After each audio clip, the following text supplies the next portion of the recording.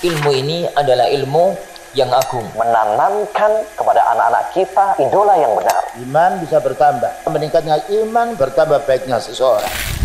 Mutiara Hikmah.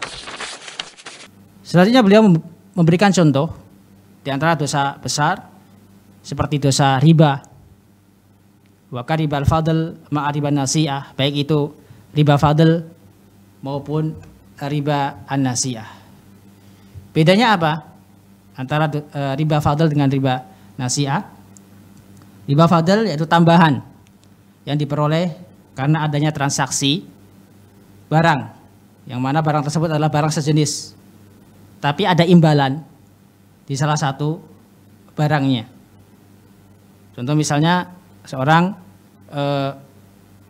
menukar satu gandum dengan satu gandum yang bagus dengan satu gandum yang berisi 1 liter, yang takaran 1 liter misalnya, dengan gandum yang jelek yang takarannya 2 liter.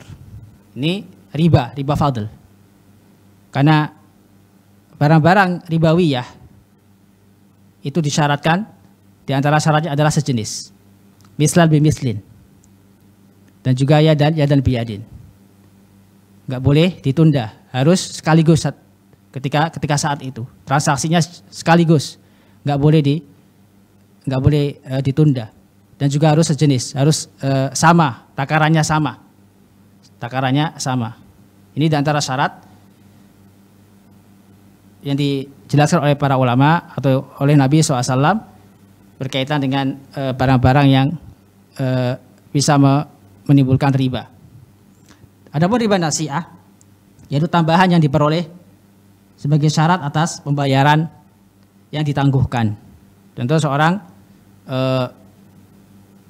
meminjam uang, kemudian yang dipinjami mensyaratkan, misalnya dia pinjam 10 juta, maka dia mensyaratkan, yaitu si peminjam mensyaratkan, atau orang yang meminjamkan uang tersebut mensyaratkan, ketika dia membayar harus ditambahi. Misalnya setiap bulannya dia tambahkan, misalnya dia pinjam 10 juta dan dia berjanji mau melunasi hutang tersebut selama 10 bulan. Jadi setiap bulan dia bayar sejuta. Tapi yang memberikan pinjaman memberikan syarat, nggak bakal dipinjami kecuali apabila dia menambahkan setiap bulannya 2 juta, menambahkan setiap bulannya 1 juta misalnya. Maka setiap bulan dia harus membayar 2 juta selama 10 bulan. Yang intinya dia nambah 10 juta.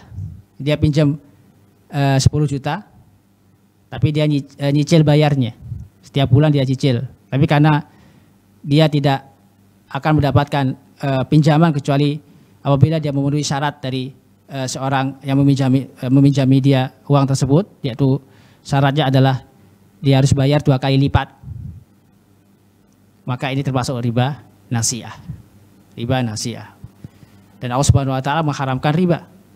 Kata Allah Subhanahu wa taala, wa ahallallahu al-bai'a wa harrama riba. Dan Allah Subhanahu wa taala menghalalkan jual beli dan mengharamkan riba.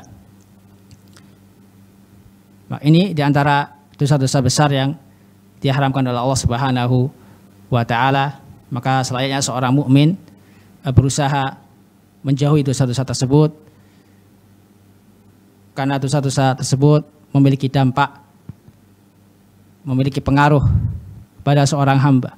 Bahkan dampak tersebut bukan hanya menimpa seorang hamba, bahkan bisa jadi menimpa keluarganya atau hewan ternaknya. Sebagaimana ucapan salah satu ulama salaf, di antara mereka ada yang mengatakan, sesungguhnya aku merasakan pengaruh dosa yang aku lakukan menimpa keluargaku dan juga hewan peliharaanku. Maka terkadang kita mendapatkan musibah diuji oleh Allah Subhanahu wa taala, keluarga kita sakit atau musibah-musibah yang lain, bisa jadi itu karena perbuatan dosa yang kita lakukan. Bahkan kerusakan yang terjadi di muka bumi ini tidak lain diantaranya adalah karena sebab dosa dan maksiat.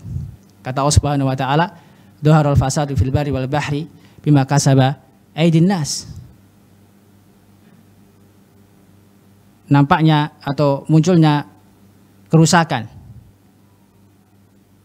di permukaan bumi ini yaitu karena sebab oleh tangan-tangan manusia atau karena ulah tangan manusia.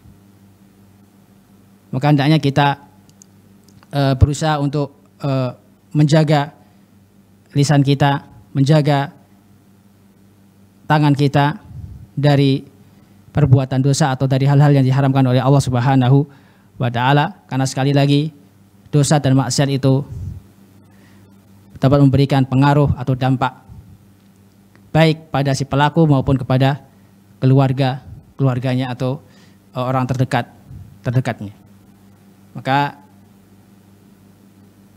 sekali lagi hadis ini di antara hadis-hadis yang menjelaskan kepada kita bahwasanya Allah Subhanahu wa taala adalah Rabb yang Maha Pengasih, Rabb yang Maha Pengampun.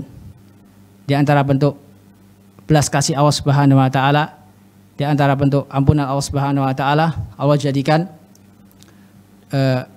sebagian amal ibadah atau amal-amal kebaikan secara umum sebagai penggugur dosa.